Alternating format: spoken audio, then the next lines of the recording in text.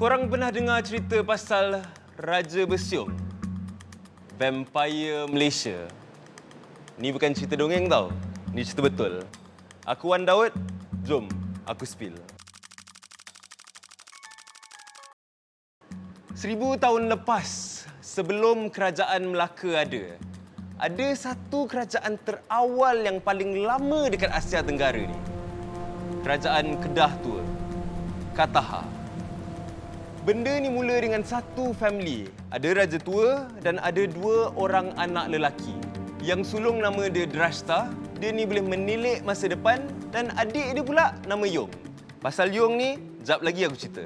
Okey, yang macam aku cakap tadi, Drashta ni boleh menilik masa depan.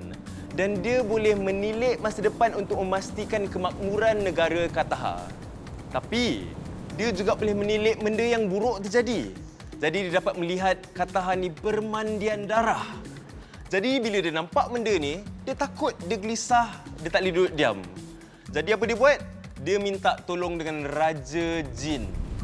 Raja Jin yang paling berkuasa dekat Kataha pada masa tu.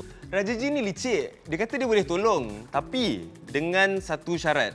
Dia kena makan daging Raja Jin tu. Drashta ni dia tak fikir panjang. Disebabkan dia terdesak, dia pun makan daging Raja Jin tu. Lepas dia makan, dia bagaikan dirasuk. Dan lepas tu, dia pun jadilah hamba kepada Raja Jin tu. Dan selepas itu digelar Johan Hitam. Siapa tu? Aku akan cerita lebih nanti. Tak lama lepas tu, Raja Tua pun mangkat.